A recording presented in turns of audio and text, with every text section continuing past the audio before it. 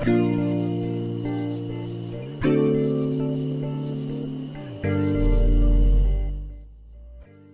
I believe that how adoptions are handled that's very important. However, I don't think it doesn't change that primal wound. If the mother who gave birth to the baby is not going to be the mother that takes care of the baby's going to have that wound. Now, how the new mother handles the situation is very important, because one of the things that babies don't know is self-regulation. They don't know how to regulate their emotions. And part of how moms help them with this is what we call attunement. Moms are tuned into their babies, and they know what's going on, and they soothe their babies. And once they soothe her 10,000 times, the baby can begin to soothe themselves. But if the mother is totally unaware of what the baby is experiencing and can't really soothe the baby in the way the baby needs to be soothed, then that feeling, that yearning, that emptiness is always going to be there, and the feeling that no one gets it, no one understands. And it's so important for new adoptive mothers to be tuned into the fact that their baby really wants the first mother, and that she needs to acknowledge that to the baby. And if she can do that and empathize with the baby's loss, there can be a so much better response to her by that baby. Because when I talk to adoptees who feel closest to their adoptive parents, they're the ones who feel their adoptive parents tried to understand their feelings and validate their feelings. Because you're not going to have the same kind of bonding with an adoptive mother as you have with a biological mother. For one thing, there's an interruption in the bonding, and the child is not going to trust it. But the other thing is that part of bonding is physical and biological and genetically connectedness, So there's going to be a different kind of bonding. And the way that the adoptive mother can bond with her child the best is to be able to tune in to what the baby is experiencing and soothe the baby when that is going on. One of the things I discovered after giving birth to my second child was that I had a very real understanding of what it must have been like for my daughter to be separated from her birth mother and for her birth mother to be separated from her. It just seemed like a tremendous, tremendous loss. Yeah, it is. Take 5. You okay? You want your water? Yeah. So it's amazing how long and deep this goes. Because here we're talking. Oh, I know 20, it. some 25, how long? 30 years. I don't know how old. 32 years. Okay, wow. That's. Yeah. But it's universal, it's not. There's not anything that's 32 years old. It's Right. as old as time and as young as today. It's just a very human connection that should never be broken. One of the things that I think we need to distinguish between is personality and behavior, because I think that a lot of adoptive parents have no idea what the personalities of their children are. They see a lot of behavior.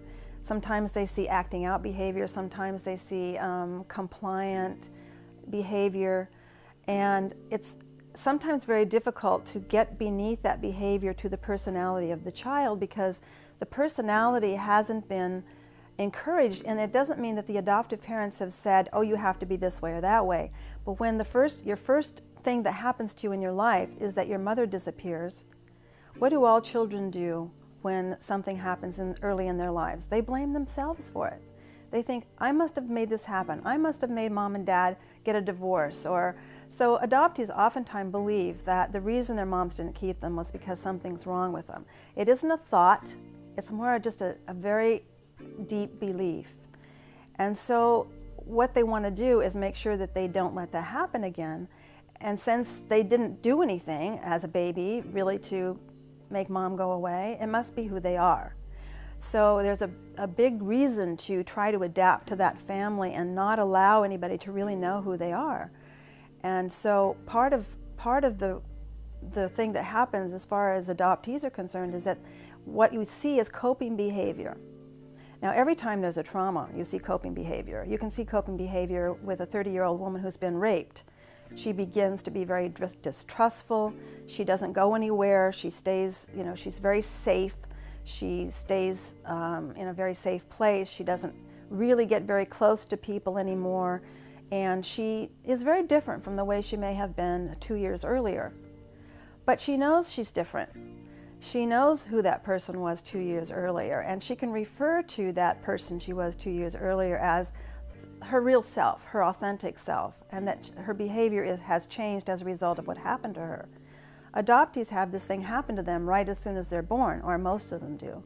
So they don't have any reference point for who they are, for who that person might have been had this trauma not happened. So even they are confused about who they are. They don't know who they are. And when I do some of these workshops on who am I and ask them questions about things they like or things that they believe, a lot of them won't really, it's not that they just don't want to let anybody know, they really don't know themselves. And so they're, first of all, afraid to make a commitment to even what color they like best, but they kind of always take the temperature, you might say, of the surroundings to find out what everybody else is doing or what would be okay to say. What is it that you want me to say? And so who that person is a real mystery sometimes. And I mean, there are certain adoptees, of course, that let more of their personality out than others, or they feel more comfortable within their family, so they can do that. But there's a lot of holding back. So the personality development is very much inhibited, I believe, in an adoptive family. However, you have a lot of coping mechanisms, and the coping mechanisms, as I say, is what most people see. Those are the parts of the behaviors and so forth that we see. Behaviors are a form of communication.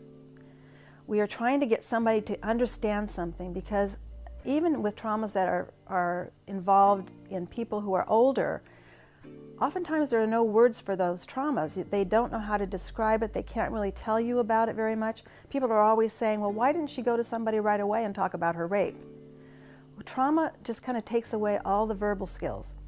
There are a lot of images, there are a lot of sensations that people get as a result of trauma, but the words just don't seem to be there sometimes. And of course, when the trauma happened in a pre-verbal time, it's very difficult for adoptees to tell you exactly what's going on or how they feel. I know that people will say to me, well, how come you wrote this book instead of an adoptee? This is about adoptees. Well, I don't really think an adoptee could have written it, because it has to do with words. They can understand it, they can get it when they read it, but to be able to just put those feelings and sensations into words isn't something that someone who's been traumatized can do very easily. So metaphors might work better, or artwork, that kind of thing. But just to verbalize what it is that happened and how they responded to it and how they felt about it is very difficult. So personality is something that does get set back quite a bit as a result of being in an adoptive family, and it doesn't have anything to do with what people are trying to do in that adoptive family. Now, there are adoptive parents who think their children should be a certain way, and that they should act a certain way, and that they should go into a certain profession, but you find that in biological families too, where there's a great lot of control there as far as how a child should develop. But a lot of families just want the child to be him or herself, but the child is afraid to do that, because as far as they're concerned, that's what got them kicked out of paradise in the first place.